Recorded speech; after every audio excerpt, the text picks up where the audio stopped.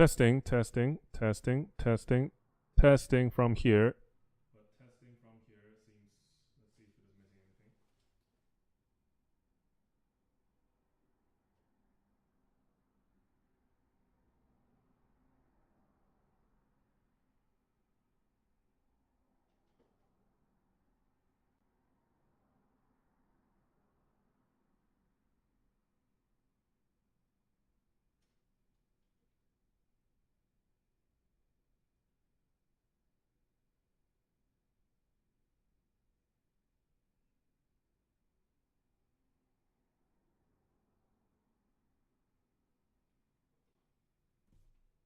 Check 1, 2, 3. Check. Check again. Check.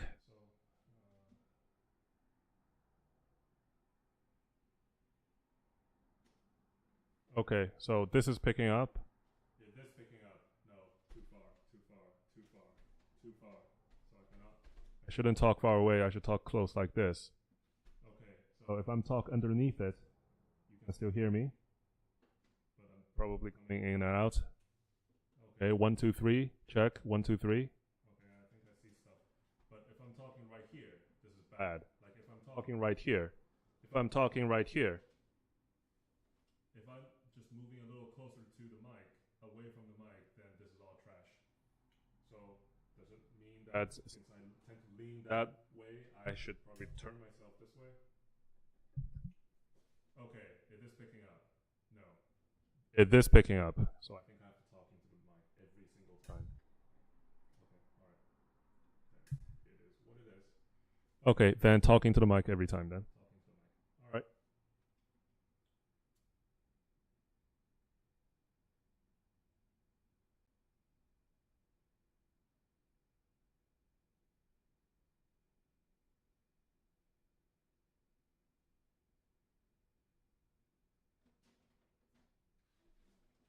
All right. So for the past 2 or 3 days, 3 streams, we have gone through Chopin's Nocturne Opus 15, number 1 and 2. They sound briefly like this. Number 1.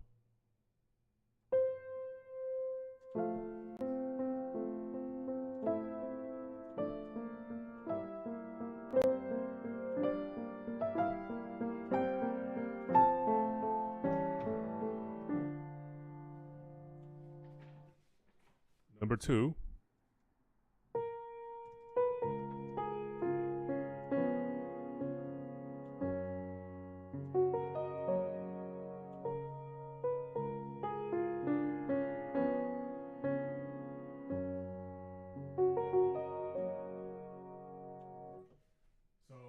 Now, if I were to look at Opus 15, number 3, what do we expect?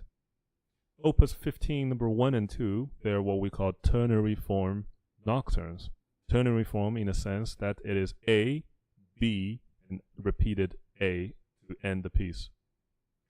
There will be some structural slight differences between Opus 15, number 1 and 2, but in general, they are ternary forms.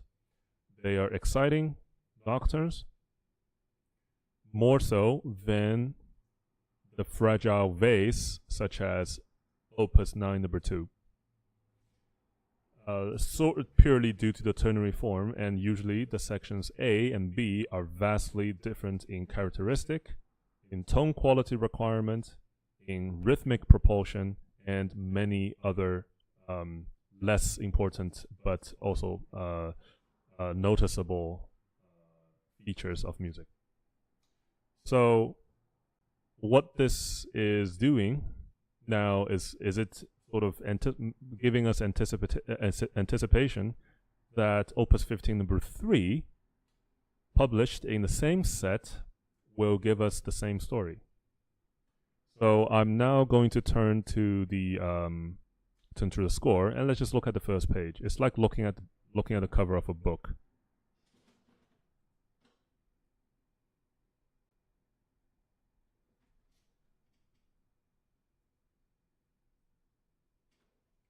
So hopefully you can see the screen as I do as well. What I wanted to highlight is that this work is composed in 1833. Now it doesn't quite say in the score that I'm showing you right now, but it does show in my Urtext physical copy. 1833. Now, when were the two previous nocturnes in the same set composed? 1830, between 1830 and 1831. So, just by a mere difference in terms of chronology, Opus 15 number 3 differs by at least 2 years.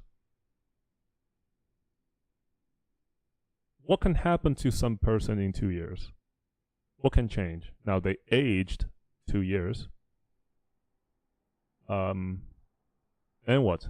They've gained 2 years of experience, maybe personally, maybe musically. And I think that shows.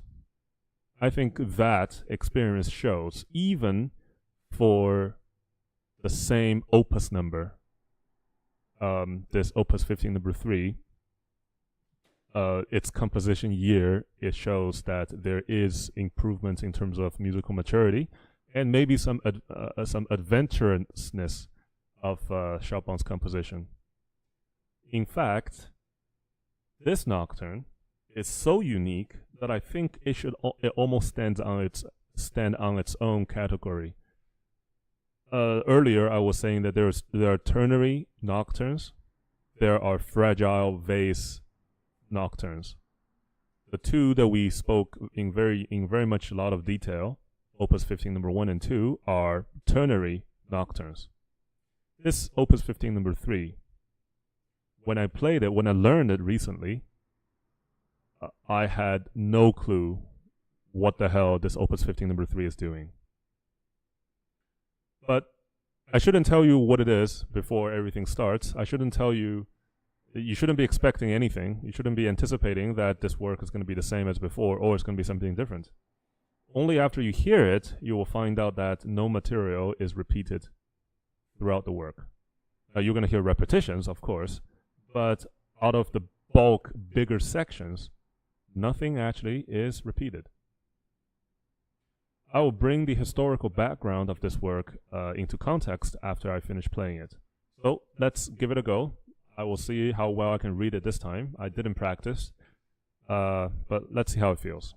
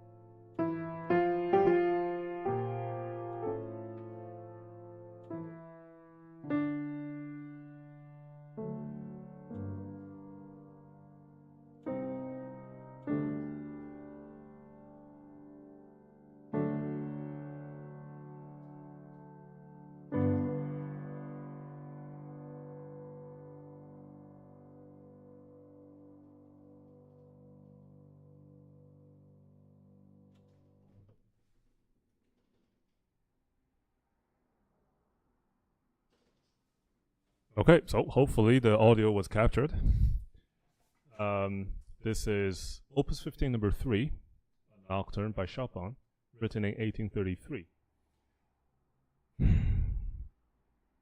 Did you hear repetition? Like, so in terms of, let's say, form similarity and difference to Opus 15 number 1 and number 2 that we have discussed in the past,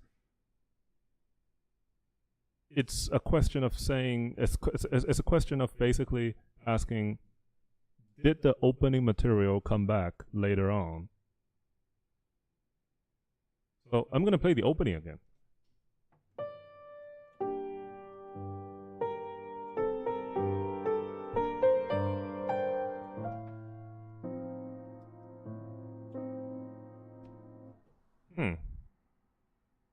This almost feels like a, what is it, the Tchaikovsky June Barcarolle, right?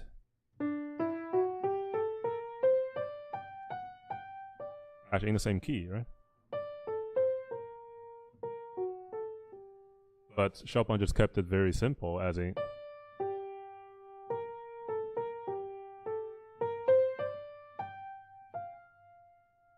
Okay. But the question for you is, did you hear this again later on? Like, let's say, towards the end of the piece. We, in Opus 15 number 1, number 2, we always hear what we played initially. Maybe in a varied form, a more emotionally expanded form, but they come back. The materials come back. So if you're very good with sounds, you'll probably recognize that none of it came back. The first time that you heard this material is the last time that you heard the material. And to Chopin, this is, at this very moment, he's 23, I think this is outrageous. Now you may say, okay, how is this formally different from the Opus 9 number 2 piece? So let me ask you, Opus 9 number 2, how many times do you hear this?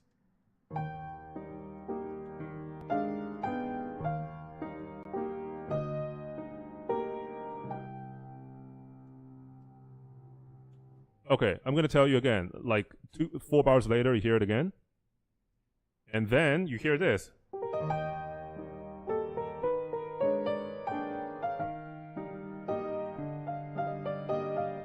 So, same thing, it's just varied form. Okay, and then after that, you hear this again. Remember this?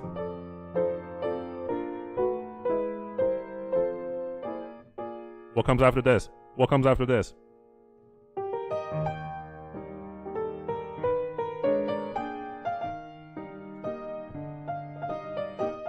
I'm not making this up. I'm not making this up. You hear this 4 times through the piece, and you end this way.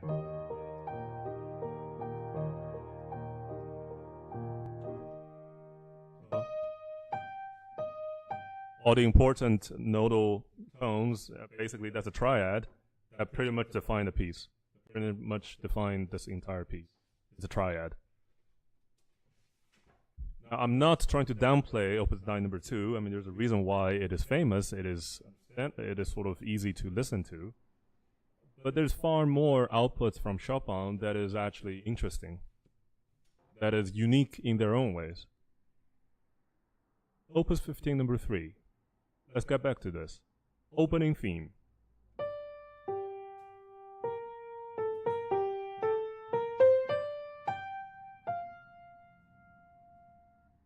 If you're looking at the score, always the first thing that we read is, what is the tempo marking? The tempo marking says lento. Lento is almost like turtle. Well, it's not adagio yet, right? Lento is, I think, a little faster than adagio. So, but not very fast also not very fast. If we were really to compare between lento and larghetto, which is the tempo marking of Opus 15 number 2, this one, I'm I'm going to say they're about the same. They will be about the same. Maybe even Opus 15 number 3 is a tiny bit faster. Sure. Okay. That's the tempo marking. That's how we read it. Chopin didn't give more adjective in the lento tempo marking. He just said lento, which is pretty much a speed discussion. Okay, then the piece is in 3. It's 3/4. 3/4 usually brings us back to the notion of dances, of mazurka, of waltzes, yes? But Opus 15 number 1 is also in 3. Does this give you a waltz or mazurka feeling?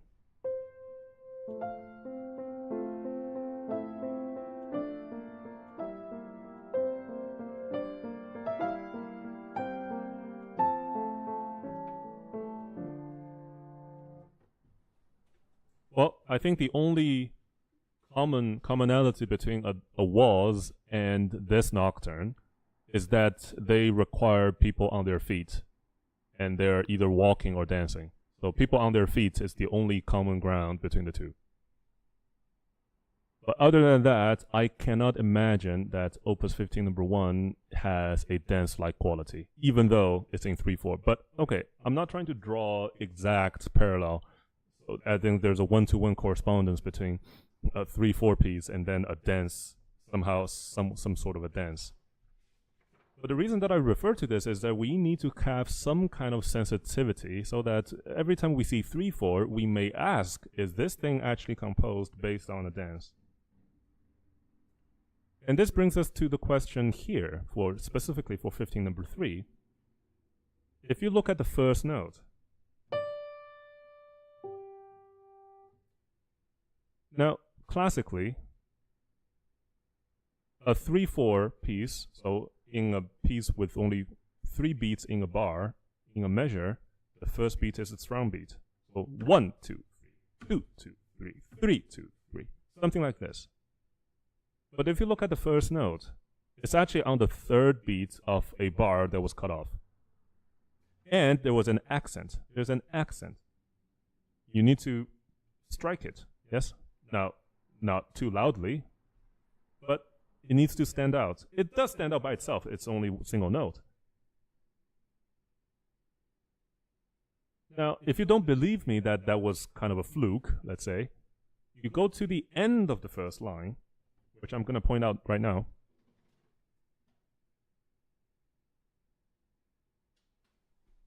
So this is after 8 bars, the piece restarts. Sorry, this is after 8 bars. This is like the second line of a poem. So,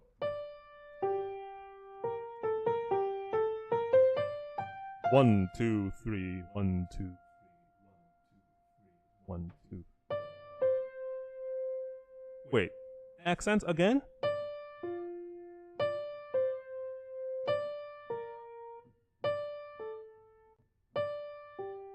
Okay, this feels weird now.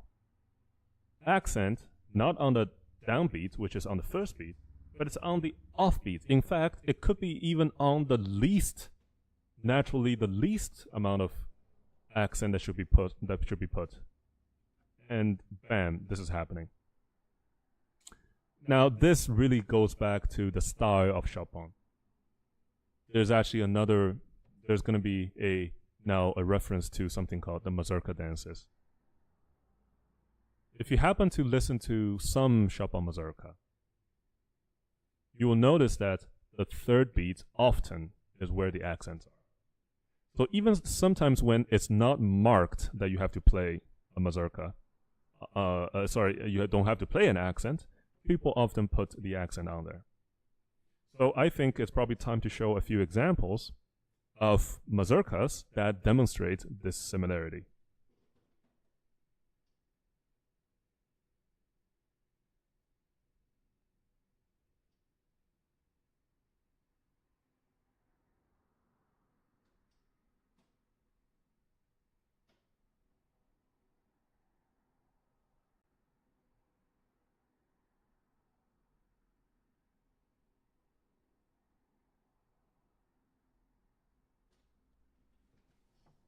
So this is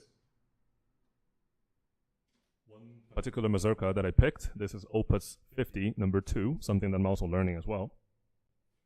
Just look at the last line. So I'm going to highlight here. I'll play a little bit for you as well.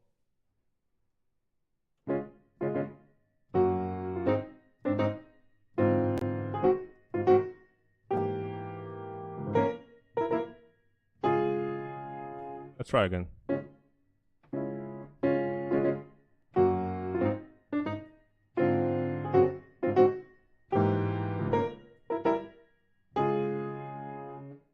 What do you notice? Now, the score even says so. On the third beat, you have an accent. Yes? Like Chopin tells you to do so. Now, maybe one example is not enough. Can we exhaust another? Can we try another one?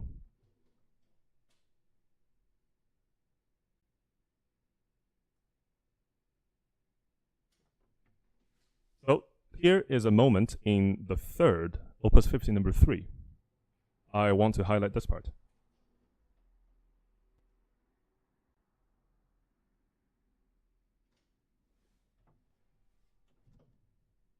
I'm gonna mess up here, but because let me actually see if I can look at this right in front of me.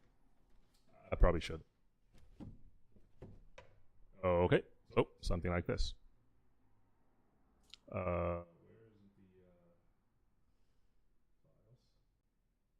files? There we go.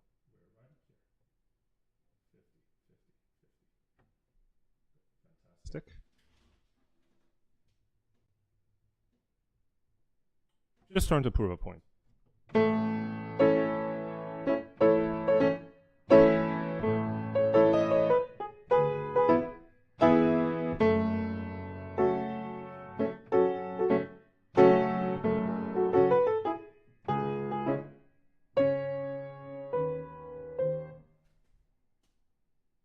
Maybe you didn't feel it, and also let me play better.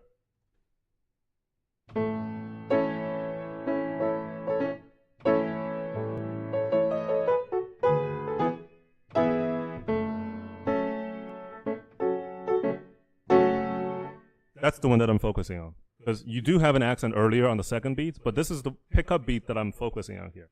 Bum bum bum bum bum bum bum bum bum bum bum bum bum bum bum bum. It's. I think probably you get the idea. Probably get the idea that I only have shown 2 examples. We can of course find many other examples that will show this third beat business. This third beat business. I'm scrambling to find another one.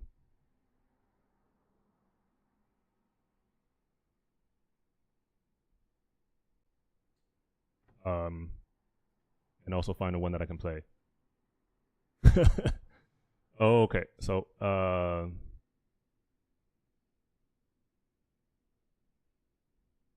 yeah, okay, but this one is only Nathan can play this, so I'm not gonna jump in here. Nathan, if you can help me by channeling some mazurka energy here, we can probably use it. Okay, but I think I probably made my point. So let's actually just go back to the discussion of the. Okay.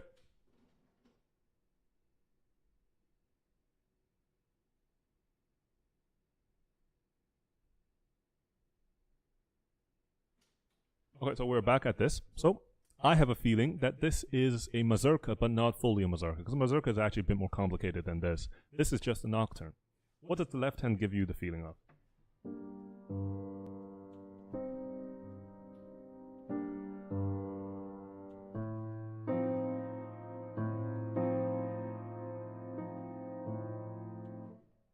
And there's something so subtle here.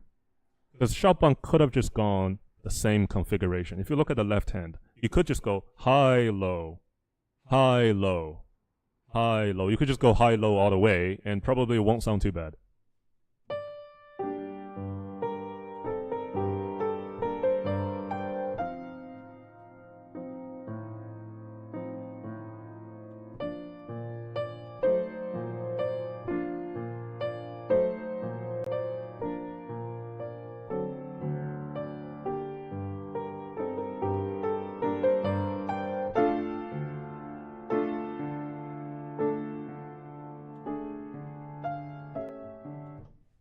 Do you see what's happening? I just didn't do any. I didn't play the score. I just played the left hand as high chord, high, and a single note low, high, low. I just following the same pattern all the way through. Now, don't we do the same thing almost every time with our left hand accompaniment? I think that happens. I'm gonna go back to kind of shit talking, Opus 9, number 2 again.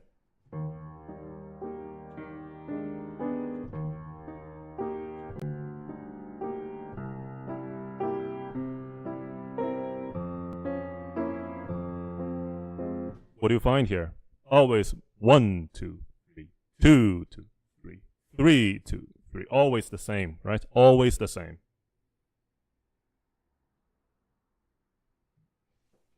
But in truth, 15 number 3, not like this. Even at the very humble start.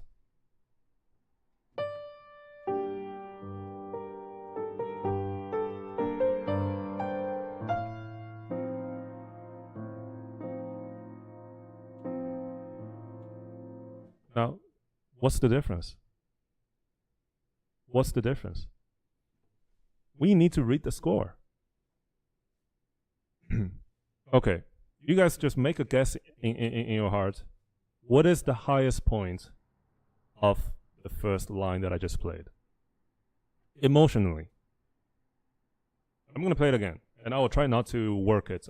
You just listen to it and see how it goes. Sorry, wrong. Not written by Chopin.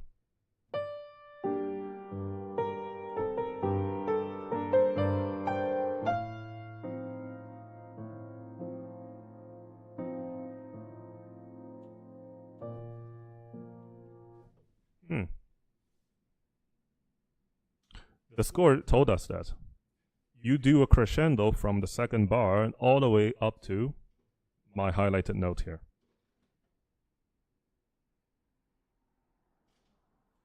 All the way over here. And that corresponds to the following sound. But it has no context if you don't hear what's before it.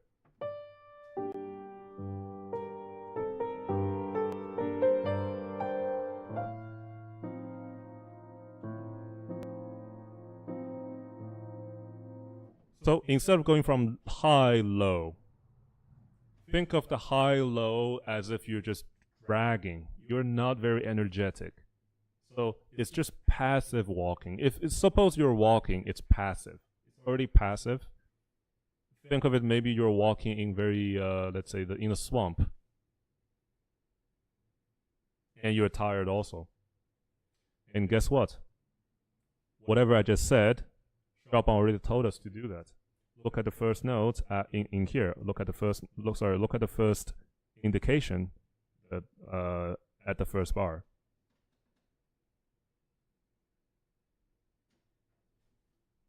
Languido e rubato. So languid. I think languid means you are lazy because you are tired, not because you are late. You just don't have energy. So please correct me if that's a wrong translation. But in the last time that I checked, languid, it's something like that. You're just not energetic at all. Et rubato. So rubato is a sort of a interpretation instruction. You want it to play with time. You take time.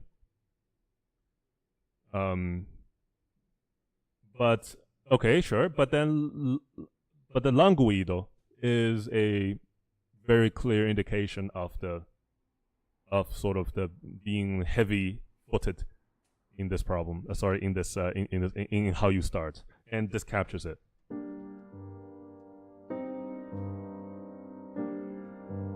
Now I kept my pedal on, but I should have left it apart.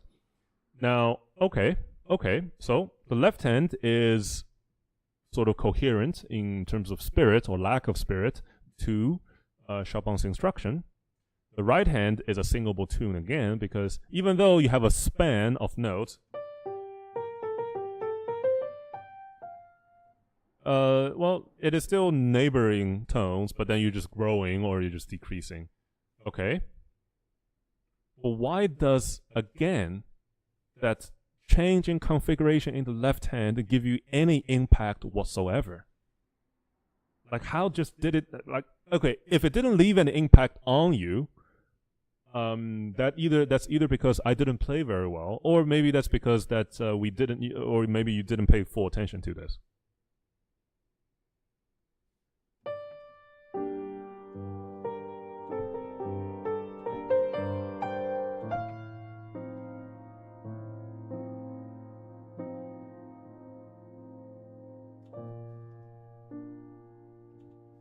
Okay.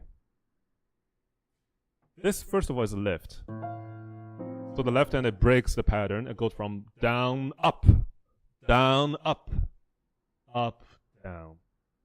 At least has 2 bars of being uplifted. And listen to the sound quality before it.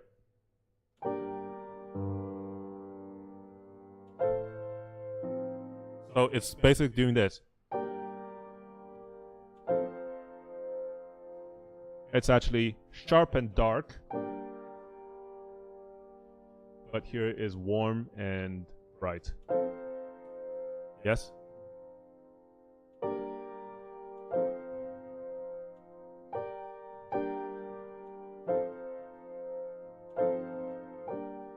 This is cold, or maybe fearsome. Very hot, but warm here. Warm, warm.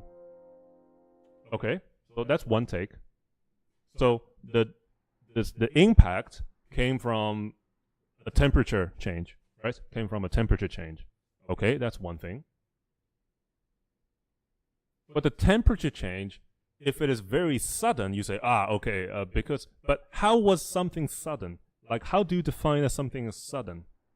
Because you were probably previously accustomed to something. And then when there's a change, it broke your anticipation, it broke your expectation, and then you're going to call it a surprise, you're going to call it an impactful event. So what did Chopin do to sort of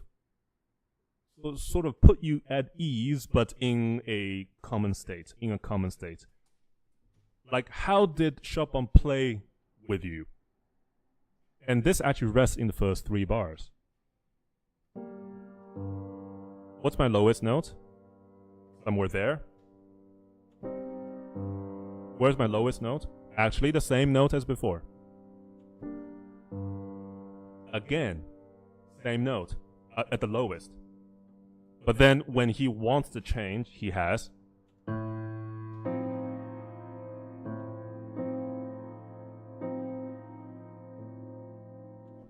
So, the surprise, the impact, very subtle changes. It came from 2 things. It came from a harmonic temperature but truthfully it is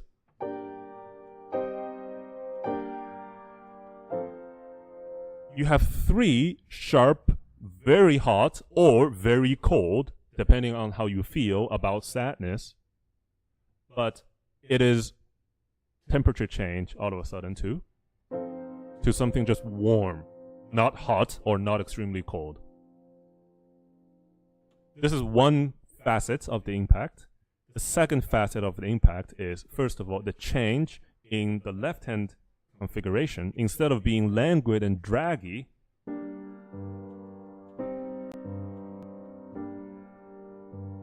but then you lift.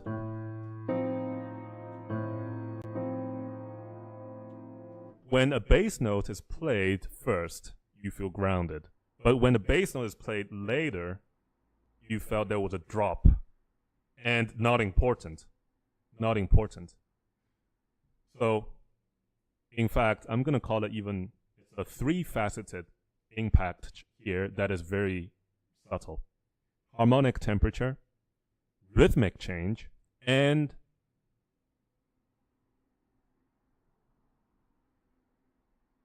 no, I think 2. 2 after all. 2 after all. I misspoke. 2.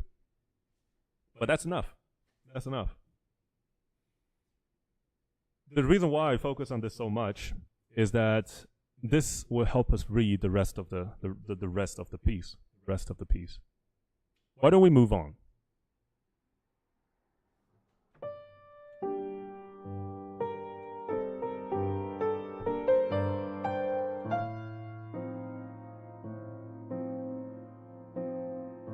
Here's even warmer. Not warm anymore? Question. Warm? Larger question. Lower register means more serious.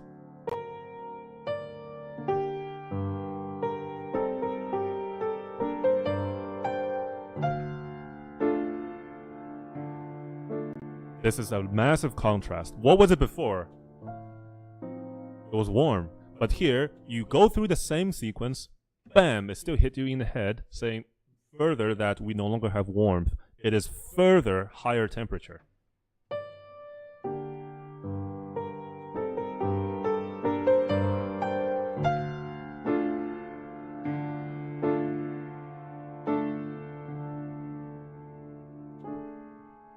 So many questions.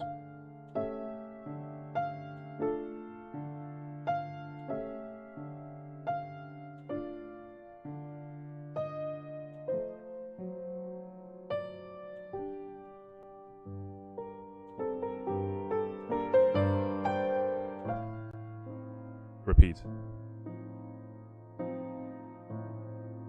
The warmest moment.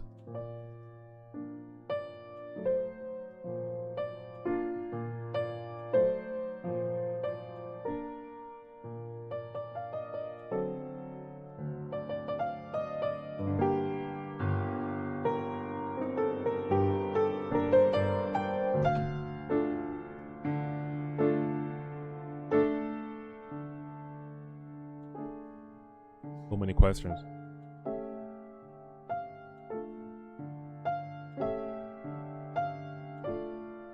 This will be almost like badgering in law terms, Nathan, if you agree.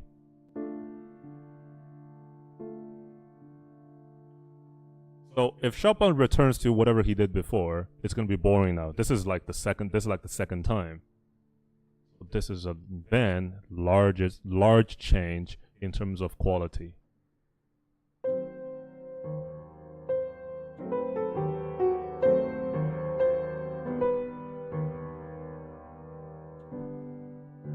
Warm, bright. You have hope, but then you crushed.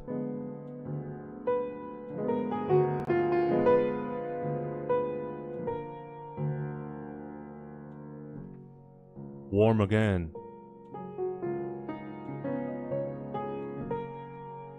Pretty warm. Question.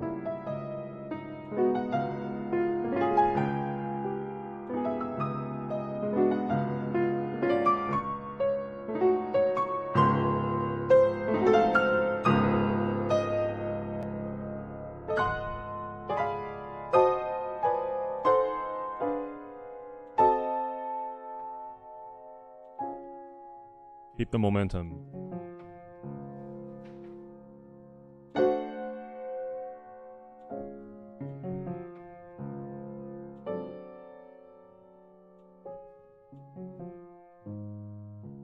Okay, so this wraps up the first part of the piece.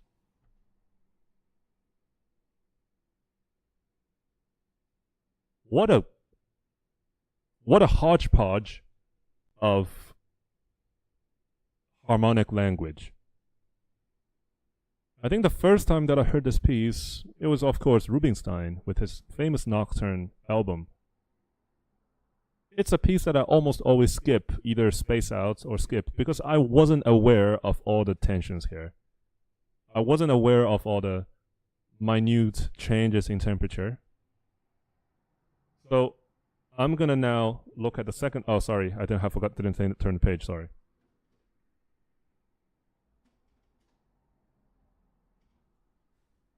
So where the turn happens, I'm gonna mark it.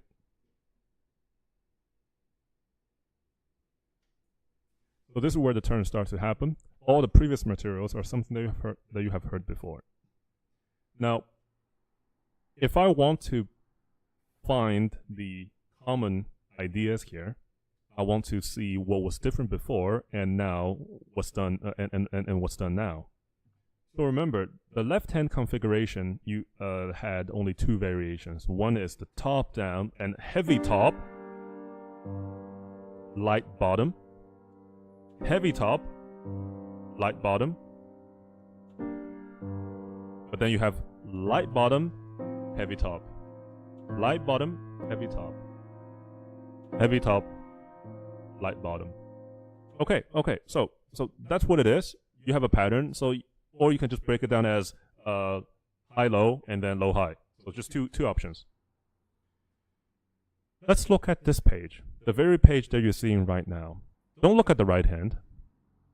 Just look at the left hand configuration in every single bar.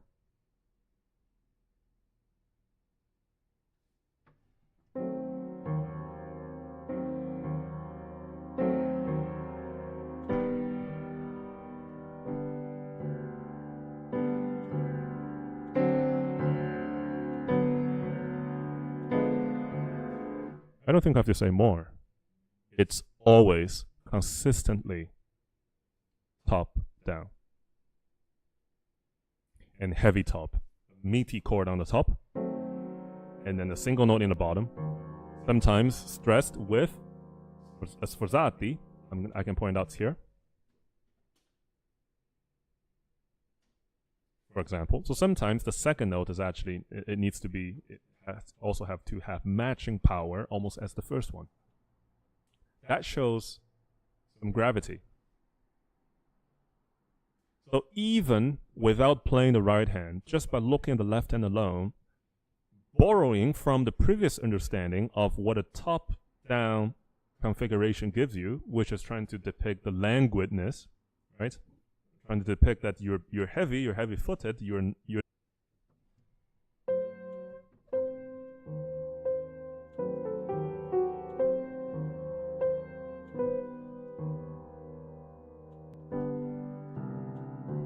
I made a mistake, but let's not worry about the quality, the characteristic here. This is something that's called a diminished seventh chord. Its main function, in terms of harmonic language, is to create tension. And in this case here, you can say it's a question, because when you ask a question, there's always tension, right? When you make a conclusion, what's done is done, right? So when you're asking a question, there's always going to be tension. So you can, at the moment, just for simplicity, just say when you hear diminished seventh chord, it's a question.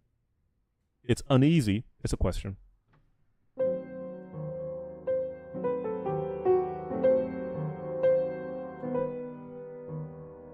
This is actually just 4 questions of the same sort being thrown at you, or one massive question being asked 4 times in the same way. Very much like how I am doing this podcast right now, is badgering ideas into your head.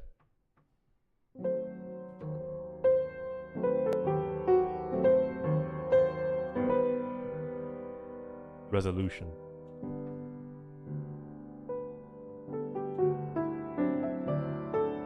You feel so safe now because this sounds very good.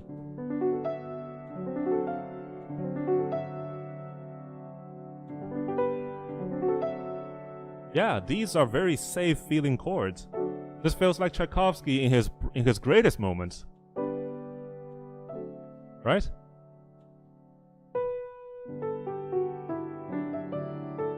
Not anymore. More question. This is a diminished seventh again.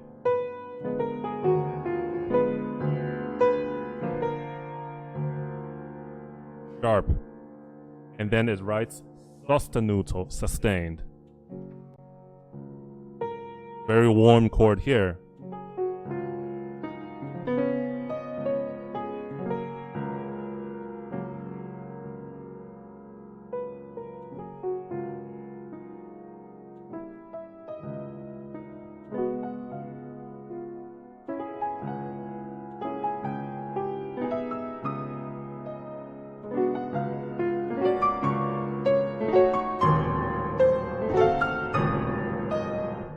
I keep missing the bottom note, but I want to highlight now what is truly happening at sostenuto. So I'm going to highlight this.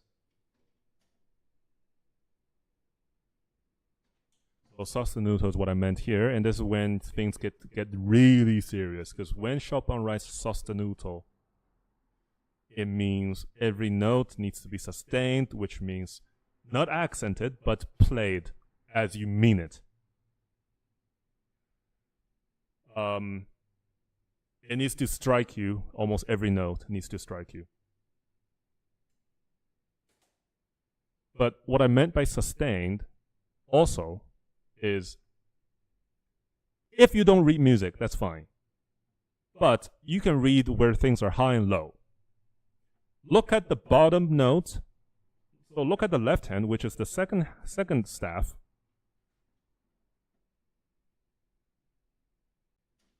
For example, the one that I highlighted here. Now, what you notice about is that, does this stay the same or not? You're asking that question. End question. And that's only by playing the same note all the way through. Yes? But, of course, everything else is changing. You have a different melodic line in the right hand, and you have something in the top of your right. So the heavy chord, the baggage that you're carrying when you're walking through the bump, they become heavier and heavier as you move. Yes? Sometimes it's like you have the same backpack in a rainy day, but it just gets heavier due to the rain, and also you're losing power as well. You're losing energy as well. So things just get heavier and heavier. And that's the power in this current statement. As I can tell, it's already 8 p.m. This is a piece that will warrant more than one session, naturally. It is a very special case of Chopin's adventurousness in terms of form for a nocturne. He already invented nocturne. Like, he already invented the genre, or he at least popularized and then coined nocturne as his stuff. And then later people start writing nocturnes because Chopin did it. So, but now, in terms of the form of the nocturne, we had ternary forms, and they look fine. And we got used to them. We heard 2 of them, and they're exciting. But what the hell is going on here? Only just 2 or 3 years apart from the previous great creations, and now you have all of a sudden something that sounds like this. So today we spoke about a lot of subtleties. I particularly focus on the first line, but that's just sort of an instructional way of helping us learn how to feel, how to even justify the subtlety that you're feeling. If you happen to feel anything, maybe it's a good time to know about why musically that something moved you. So the next time when you heard another piece and you have this about the same feeling, you may feel, maybe that person employed the same thing as Binan spoke about Chopin. And then you will realize that, okay, that new composer employed about the same things. Does that mean that they are trying to convey about the same story? It is this kind of musical vocabulary that I wish that this entire process can help you discover. And eventually, that can help you listen to music a little more. Without a score, even. Now, we are looking at the score, but eventually, hopefully, without a score, that you're able to detect similarities and then later differences. Okay, so much for today. This is Opus 15 number 3, Chopin Nocturne. Tomorrow we're going to continue to finish the work into a section that I believe that to this day I haven't found a parallel session that sounds as good as this. I have a candidate, and I will talk about it. It's also another nocturne by Chopin, but I will get back to you. Okay, so enough for today. Signing off. See you tomorrow.